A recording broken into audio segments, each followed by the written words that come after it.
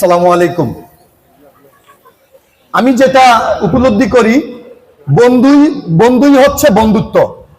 New Bangladesh foundation leader mister Hasnat Abdullah, আমরা সকলেই অনুকরণ করি আমাদের বন্ধু হিসেবে, আমাদের দেবিদ্বারের গর্ব, রত্ন।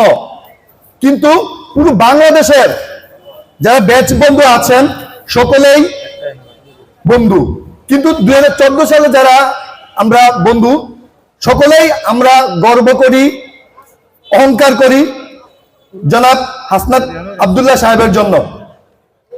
তো তিনি তার যে মনের আকাঙ্ক্ষা এবং তার মনের যে ব্যক্ত চিন্তা চেতনা, থিওরিক্যাল, এই চিন্তা চেতনা যেন তিনি কামিয়াব হয়, আমি সেই দোয়া রাখছি সকলের কাছে।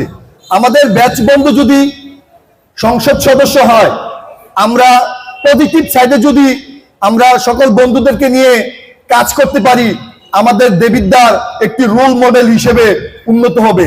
সারা বাংলাদেশ আগে তাকিয়ে থাকতো কুমিল্লার দিকে, এখন তাকাবে আমাদের দেবিদ্বারের দিকে। শুধু বাংলাদেশ নয়, আমাদের দেবিদ্বারের দিকে তাকাবে পুরো বিশ্ব। যে 260টি দেশ আছে, এই 260টি দেশ আমাদের দেবিদ্বারকে অলরেডি ফলো করছে, এখন করবে। সেটা আমাদের গর্ব। কেন গর্ব? আমাদের ব্যাচ বন্ধু জনাব হাসনাত আব্দুল্লাহ শুধু নতুন বাংলাদেশ গড়ার কারিগর নয়, তিনি গণতন্ত্র করার কারিগর। শুধু দেবিদ্বারের কারিগর নয়, তিনি বাংলাদেশের কারিগর।